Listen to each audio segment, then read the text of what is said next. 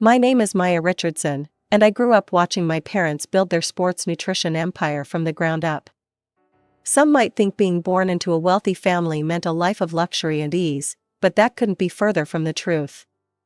My parents, especially my father, made sure I understood the value of hard work from day one. I can still remember the first time Dad brought me to the office. I was 7, wearing my favorite blue dress with tiny flowers, trying to look as professional as a second grader could. "Maya," he said, setting me up at a small desk near his office, "one day, all of this might be yours. But you'll have to earn it, just like I did." Those words shaped my entire childhood. While other kids spent their summers by the pool, I was learning about inventory management and customer service. Mom sometimes worried I was missing out on being a kid, but I loved every minute of it. The company, Richardson Nutrition, became my second home. College flew by in a blur of business classes and internships at Dad's company. I worked in every department, starting from the warehouse up. No special treatment, that was our deal. The employees who'd known me since childhood watched with approval as I learned the ropes from the ground up. After graduation, I dove headfirst into my role at the company. My days were packed with meetings, reports, and strategy sessions. Dating? That was a foreign concept. My college roommate Sarah used to joke that I was married to my job. Everything changed at the company's annual holiday party. I was running late, as usual, having stayed behind to finish some quarterly reports. When I finally arrived at the venue, the party was in full swing. That's when I saw him, James Cooper, from our Denver branch. Tall, with warm brown eyes and an easy smile that made the exhaustion of my 14-hour workday melt away.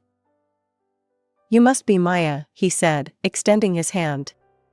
"I've heard so much about you." "All good things, I hope?" I laughed, accepting his handshake. "The best. Though they didn't mention you were beautiful." That night, we talked for hours. About work, about family, about our dreams. He seemed to understand me in a way no one else had. When he asked for my number at the end of the night, my heart did a little flip. After James returned to Denver, we started messaging each other constantly. Every morning started with his "good morning, beautiful" text, and every night ended with long conversations about our days. It felt like I'd known him forever. One night, after a particularly long video call, I took a leap. "Why don't you transfer to the main office? We could be together, and it would be great for your career." There was a pause on his end. "Maya, I can't. My family's here in Denver. My parents, my sister, my nephew, we're really close. I couldn't leave them." My heart sank a little, but then he added, "But why don't you come here? The Denver branch could use someone with your expertise." I sat with that thought for a day before approaching Dad in his office. "Daddy, I need your advice. What would you think about me transferring to the Denver branch?" I watched his face carefully as I explained about James. To my surprise, Dad just smiled. "I've been wondering when you'd ask. James has a good reputation in the company, and the Denver branch could use strong leadership. If this is what you want, I'll make it happen." 2 weeks later, I was standing in James's apartment in Denver, surrounded by moving boxes. "Welcome home," he said, wrapping his arms around me. I felt like I was exactly where I should be. The first meeting with his family came sooner than I expected. They all lived together in a modest 2-story house, his parents, Tom and Linda, his sister Rachel, and her teenage son Kyle. I was nervous as we pulled up to their house. "Your family must have a mansion," Linda said the moment I walked in. "This must seem so simple to you." I felt my cheeks flush. "Oh no, not at all. We've always lived pretty normally. No mansions or private jets, just a regular house." "But surely with your family's wealth," Tom started. "I've worked for everything since I was a kid," I explained. "Dad believed in earning your way.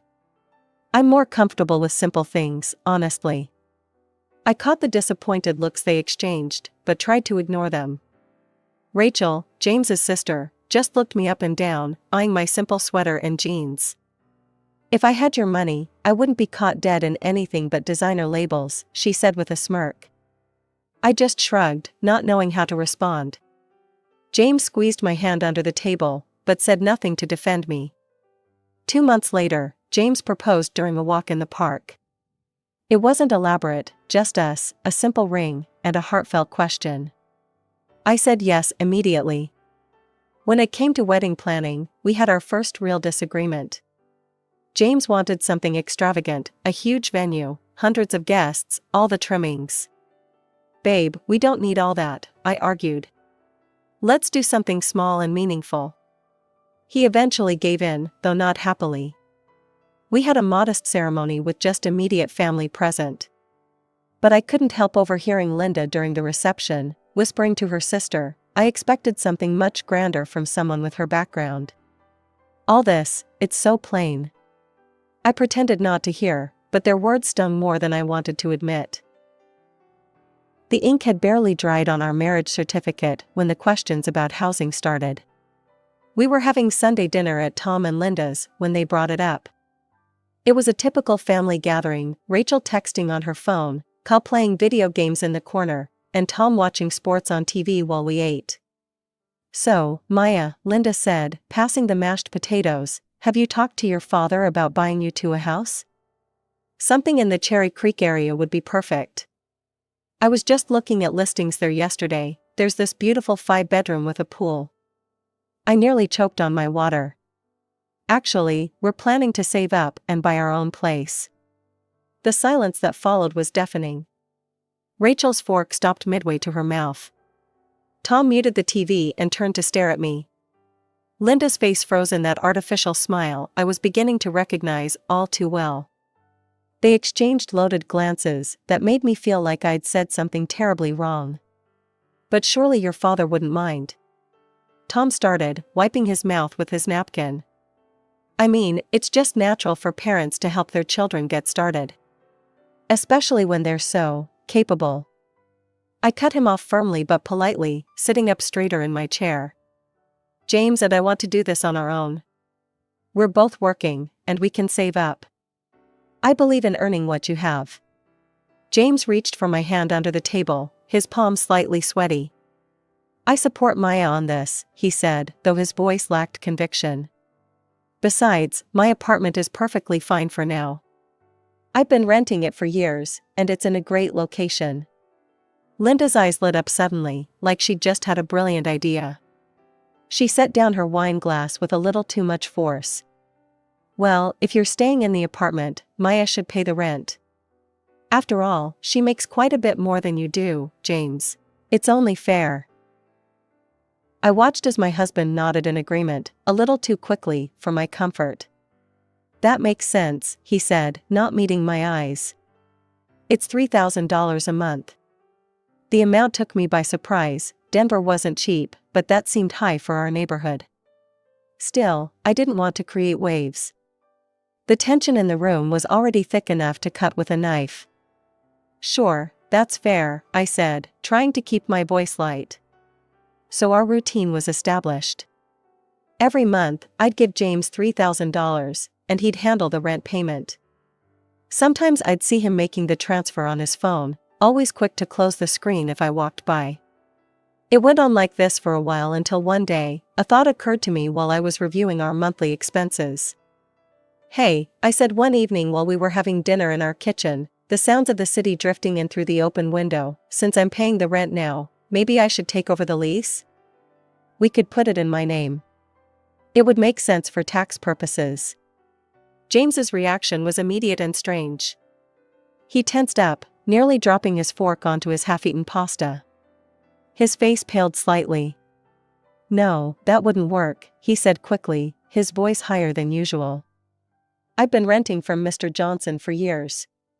He trusts me. We don't want to mess with a good thing."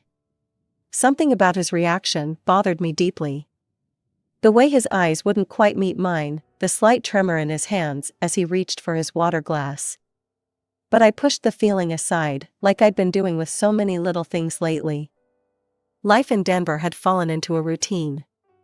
I was settling into my role at the branch office, managing my team, and having weekly video calls with mom and dad. On the surface, everything seemed perfect. But there was one issue that kept gnawing at me. It happened for the first time on a Tuesday. I came home from work early with a headache, only to find Linda and Rachel sitting on my couch, watching my TV, eating the expensive salmon I'd bought for James's birthday dinner. "Oh, Maya," Linda said, not even getting up. "We were just having a little snack." I stood there, keys still in hand, staring at them. They had their shoes up on my coffee table, magazines scattered everywhere, and my kitchen looked like a tornado had hit it. This became a regular occurrence. I'd come home to find them there, or worse, come home to evidence they'd been there, empty food containers, things moved around, my closet clearly rifled through. They had keys. Of course they had keys. One evening, I tried talking to James about it. "Honey, don't you think it's a bit strange that your mom and sister just come in whenever they want?" He barely looked up from his phone. "They're family, Maya. You're being dramatic, just calm down." But I couldn't calm down. Not when I found them going through my personal papers one afternoon, giggling over my diary from college that they'd discovered in a box I hadn't unpacked yet. "We need to talk," I said firmly, my hands shaking slightly. "This isn't okay. You can't just come into our home without asking. You can't go through our things." Linda's face crumpled instantly. Tears sprang to her eyes like someone had turned on a faucet. "How dare you," she wailed. "After everything we've done to welcome you into our family. I knew you were too good for us, with your fancy background." As if on cue, James walked in. He took in the scene, his mother sobbing, Rachel glaring at me, and me standing there in shock. "What did you do?" he demanded, rushing to his mother's side. "She's trying to keep us away from you," Linda cried into his shoulder.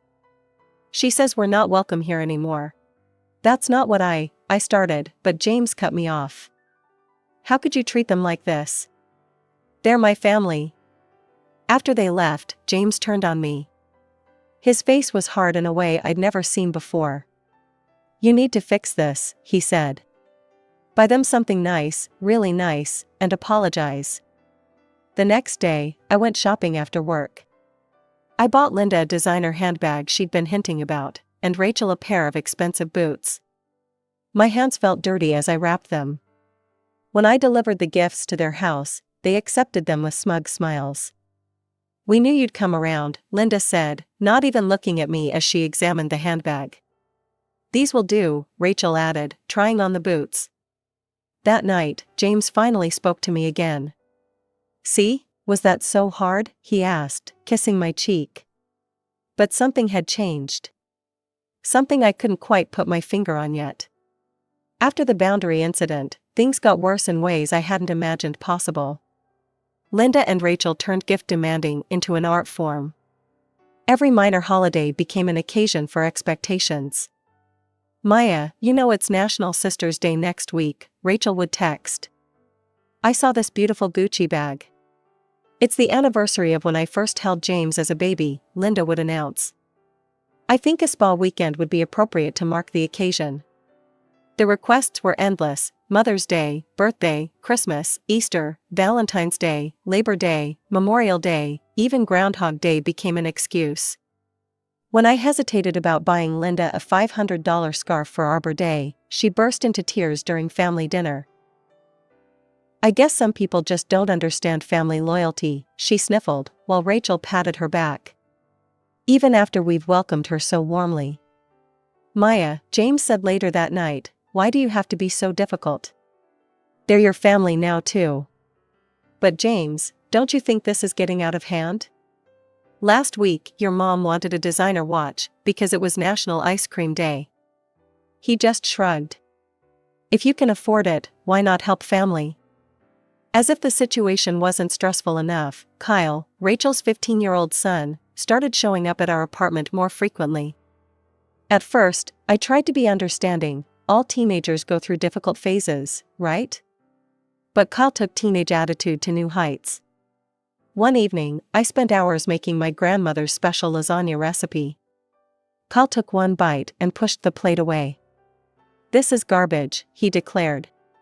"Mom says you probably can't cook because you grew up with servants doing everything for you." I gripped my fork tighter. "Kyle, that's not appropriate." "Whatever," he cut me off. "I need $60 for the movies with my friends." When I refused, he kicked the kitchen chair. "You're loaded. Stop being such a miser. Mom says you're just playing poor to feel superior." That night, I tried talking to James about Kyle's behavior. We were getting ready for bed, and I was hoping he'd finally see reason. "Honey, Kyle was really disrespectful today. Could you maybe talk to him?" James didn't even look up from his phone. "You need to handle it yourself. Think of it as practice, we'll have our own kids someday. You need to learn how to deal with these situations." The next day, Kyle showed up again, loudly demanding money for a new video game. When I said no, he sprawled across our couch, turned the TV volume up to maximum, and started making pointed comments about fake humble rich people. I looked at my husband, hoping for support, but he just walked out of the room, leaving me alone with his smirking nephew. In that moment, standing in my own living room while a teenager openly disrespected me, I felt more alone than I ever had before. 2 years. It's amazing how much can change in 2 years. Or maybe how much you can convince yourself that things will get better if you just try hard enough, be patient enough, give enough. "I'm going to visit Mom and Dad this weekend," I told James over breakfast one morning. "Want to come?" He barely glanced up from his phone. "Can't. Promised Mom and Dad I'd help them with some stuff around the house." The drive to my parents' house was peaceful. Mom made my favorite lasagna, Dad told his terrible dad jokes, and for a few hours, I felt like myself again. Like the Maya who used to know exactly who she was and what she wanted. But life has a way of shattering peace into a million pieces. When I opened the door to our apartment Sunday evening, the stench hit me first: stale beer and pizza, and something worse. Empty cans littered every surface. Cigarette butts floated in half-empty Solo cups. Pizza boxes made a greasy tower on my coffee table. And there, sprawled across my living room like they owned it, were Kyle and 5 other teenagers, passed out among the wreckage of what had clearly been one hell of a party. "Get up," I shouted, my voice shaking with rage. "All of you, out. Now." The teenagers startled awake, scrambling to gather their things. All except Kyle, who stretched lazily and looked at me with that familiar smirk. Why should I leave? I live here now. I felt my blood pressure rising. "Excuse me?" "Had a fight with Mom and Grandma," he said, reaching for a half-empty beer can. "Decided this was better than their rules. Uncle James said I could crash here. We rent this apartment, we may have problems," I said through gritted teeth. "Give me your keys. Now." Kyle laughed. Actually laughed. "Rent this apartment? That's funny. This is Uncle James's apartment. Has been since Great-Grandpa left it to him." The room started spinning. "What are you talking about?" "The apartment. It's his. Always has been. Got it when Great-Grandpa died 5 years ago. Everyone knows that." I couldn't speak, couldn't breathe. 2 years of rent payments. Every time I'd suggested putting the lease in my name, every time he'd dodged the question, every time he'd quickly hidden his phone when making the rent transfer. It had all been a lie. I must have looked like I was about to collapse, because Kyle's whole demeanor changed. The cocky teenager disappeared, replaced by someone who looked almost sympathetic. "Look," he said, awkwardly patting my shoulder, "there's something else you should know." He pulled out his phone, fidgeting with it. I'd been recording some of their conversations. Started doing it when they were talking shit about me, but, well, they talk about you a lot too. James's laugh came through the speaker first. That laugh I used to love. "It's perfect," he was saying. $3,000 a month, straight into my pocket. She doesn't even question it. My stomach churned as Kyle played recording after recording. Each one worse than the last. Keep talking about family loyalty, Rachel was saying. She'll cave every time. Got a new Prada bag out of her last week. Just make sure you get her pregnant soon, Linda's voice again. Once there's a baby, her daddy will have to buy you two a house. No way he'll let his grandchild live in an apartment. But the worst was yet to come. Kyle hesitated before playing the next one. She's such an idiot, James's voice, slightly slurred. Can't even satisfy me in bed. Thank God for Amanda. And Julie. And what's her name from accounting? Just be careful, honey, Linda again. Don't let Maya catch you. At least not until we've squeezed every penny we can out of her. The phone slipped from my numb fingers. Kyle caught it. Could you? My voice cracked. Could you send those to me? He nodded, quickly tapping on his phone. I heard the notification sounds on mine as the files came through. Kyle stood up, gathering his things. At the door, he turned back. I'm sorry, he said quietly. They're all snakes, you know? Always have been, even Mom. He shrugged. Guess that's why they hate me so much. I can't pretend like they do. The door closed behind him with a soft click, leaving me alone in the trashed apartment. Alone with the truth about my marriage. About my husband. About the past 2 years of my life. I didn't bother cleaning up the mess in the apartment. Let it be a perfect metaphor for my marriage, a beautiful facade hiding absolute garbage underneath. Instead, I got in my car and drove straight to Linda and Tom's house, where I knew they'd all be having their Sunday family dinner. They were all there, exactly as I'd pictured them, James, Linda, Tom, and Rachel, gathered around the dining table like some Norman Rockwell painting of family unity. The scene made me sick. Maya. Linda's fake smile appeared instantly. We weren't expecting you. How was your parents' house? I ignored her completely, fixing my eyes on James. Show me the rental agreement for our apartment. The room went silent. James's fork paused halfway to his mouth. What? The rental agreement. The lease. Show it to me. He recovered quickly, plastering on that charming smile I'd once loved. Oh, honey, you know Mr. Johnson doesn't do formal contracts. We've known each other for years. Mr. Johnson doesn't exist, I cut him off. The apartment belongs to you. Always has. Linda jumped in quickly, her voice high and nervous. Maya, dear, would you like some pot roast? I tried that recipe you mentioned. Shut up, Linda. My voice was ice cold. They all stared at me in shock. I'd never spoken to any of them like that before. James, what have you been doing with my $3,000 every month for the past 2 years? He chuckled, but I could see sweat breaking out on his forehead. Come on, Maya, it's not a big deal. So I own the apartment, what difference does it make? We're married. What difference? I pulled out my phone. Let's see what difference it makes. The color drained from their faces as James's voice filled the room. It's perfect.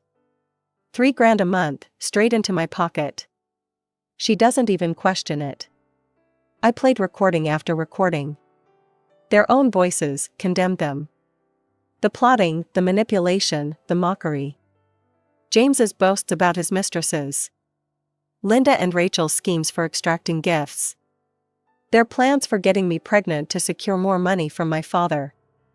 When I finally stopped the playback, you could have heard a pin drop. James was ghost white. Rachel looked like she might throw up. Linda's carefully maintained makeup couldn't hide her terror. I'm divorcing you, I said to James, my voice steady. Expect the papers this week. If you try to contact me for anything other than the divorce proceedings, these recordings go public. I'm sure the business community would love to hear how you scammed your wife out of $72,000. I turned and walked out, their protests falling on deaf ears. I drove back to the apartment, his apartment, and packed my things methodically, efficiently. By sunset, my car was loaded, and I was on my way to my parents' house. Mom and Dad were still up when I arrived. One look at my face and they knew something was terribly wrong. I told them everything, showing them the recordings.